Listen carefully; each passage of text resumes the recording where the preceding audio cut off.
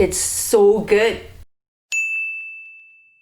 Hello and welcome back to the channel where I try to cook for my wife. Today we are going to make dumplings. Yes, I love dumplings and my wife, she loves dumplings, and I'm pretty sure every single person I know likes them. Do you like them? If not, you probably will after this recipe. Now, in different countries around the world, you're going to find different variations of the dumpling. I think even a pierogi is considered a dumpling. Maybe. But today we are going to be making mandu. Mandu is the Korean version of the dumpling, and obviously since my wife is Korean, she loves these ones, and for me it might actually be a personal favorite as well. Now if you've ever tried making dumplings, you know it's a little bit difficult to fold them, but the more you try, the better you will get at it. So don't be discouraged. Even if they're ugly, they're going to taste great if you follow this recipe. Now if you like this recipe, please hit the like button and subscribe if you haven't yet, and that means a lot to me. Anyway, let's do this. The first thing we need to do is make a filling for the dumplings. So we will start with 350 grams of ground pork. Put in a bowl. And we will add 200 grams of firm tofu. Try to squeeze as much liquid as you can out of this thing. It will help to make the consistency of the filling a little bit better. There we go. All squished. And make sure you also drain the liquid, of course.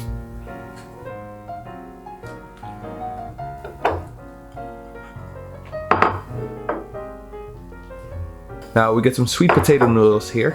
They need to be cooked. A lot of people soak them before cooking them, but I like to just boil them right away, and they seem to always be fine.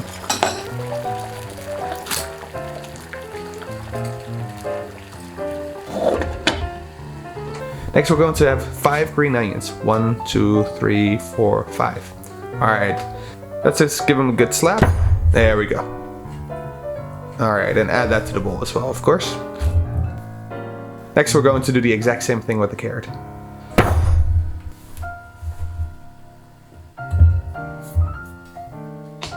Add about half a teaspoon of garlic to the bowl.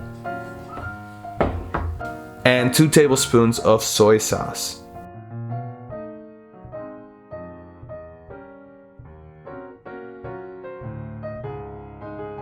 And 2 tablespoons of oyster sauce. Now if you don't want to add oyster sauce, you can also add salt, or even MSG if you want to.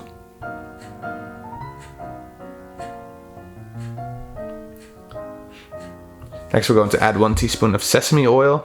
That's always vital in every Korean dish. And a little bit of black pepper, however much you want to spice. Don't forget to put the sugar, that will just balance everything out nicely.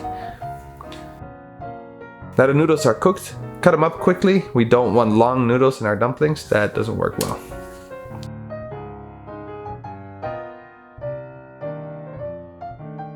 And there you go, there's our filling. Now we're just gonna mix it up. These days I actually put on a glove because, well, it looks a little bit better in the video, but if you're at home, just wash your hands. You don't necessarily need a glove. What? I was just gonna change the camera angle, but look how perfect this glove stayed. You would have never known. There we go. Okay, the filling is all ready to go. So here we have our dumpling filling, our dumpling wrappers, we have a little plate and a bowl of water, and our final tray to put them on. So what you want to do is make sure you wet the edges, especially with the store-bought ones. They tend to be a little bit dry because of the starch that they put in between them. Take about 1 tablespoon, maybe a little bit less, and just pinch the edges. Now this is the first way I will show you. This is actually a very simple way of making a dumpling, but it's not as pretty as some of the other ones, of course. So just pinch the edges tight, close it up nicely, make sure that they don't open up. Now the second version I'm going to show you will start off the same way. We're going to pinch the edges shut first, and make sure if anything is sticking out, just push it back in there. Now wet the edges and fold it into each other, and you'll get a really pretty little, what do you call that? I don't know. Pretty little dumpling. There we go. So just make sure everything is looking beautiful. There we go. Now this is the third way I'm going to show you. So pinch the middle part. And then the side that is closest to you, you want to keep that flat. while folding over the outside edges. So you want to fold it over 3 times on each side. So we just did one side here, so you see 1, 2, 3 folds. And now we're going to do the other side. 1, 2, and 3 folds. There we go. Make sure everything is pinned shut nicely. And there you go. So it's a little bit prettier. And now we're going to do the final one. This is how I actually used to always do dumplings. So you just fold both sides together. You start on the left side or right side, and you move all the way to the other side. And this one will have a bit of a flat bottom. And there they are. This dumpling here is often used for soups. This one you can deep fry it, or you can pan fry it as well. This one's also really nice just to fry in a pan, and the final one is really great for boiling because it doesn't have to look so pretty. So I'm going to show you 2 cooking methods right now. We're going to steam some of these and we're going to pan fry some of these. For steaming, steam them for about 6 to 8 minutes on medium-high heat. Just be careful with the steam, it actually can burn you pretty badly. And there you go. So you got your first set of dumplings. We got the little round dumplings and the very basic simple dumplings.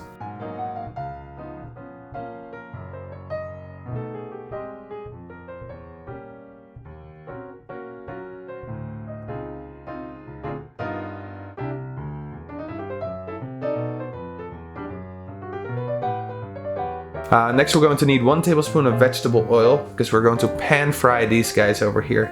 So put them in a pan with the heat on. And add 1/3 cup of water. Now once again I'm just going to put them on medium-high heat and put the lid on and let them steam. So after about 3 minutes or so, you remove the lid. And that way the water can evaporate and the oil will be left behind. This oil is going to fry the bottom of the dumplings for the remainder of the time. So once you see that the dumplings are nice and brown at the bottom, they are perfectly done. And if you're unsure if they're done, just open one up, check the inside. It should be all cooked, but if it isn't, just leave the other ones in a little bit longer. And there you go. We have some beautiful dumplings. Let's see what the wife thinks. It's so pretty. Yeah, I know, right? So pretty. Wow. I can't believe we are eating handmade dumplings, sweetie. It's my click.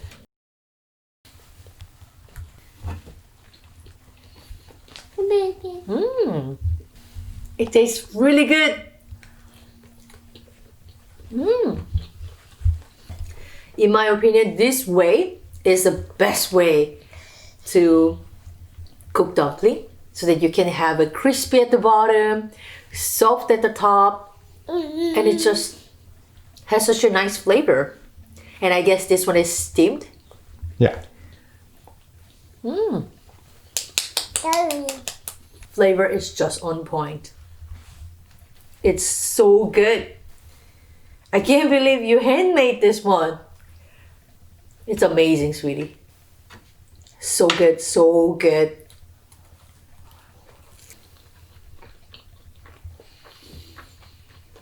Shape is amazing. Tastes amazing.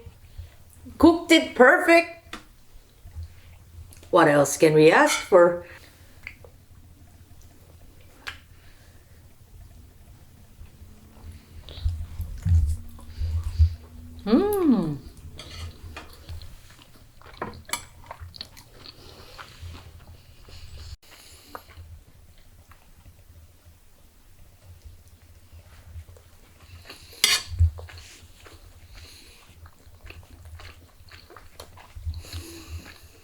This really tastes like store-bought Korean dumplings. But then it is a little bit better, or a lot better, because it has love. Actually, a lot better taste too.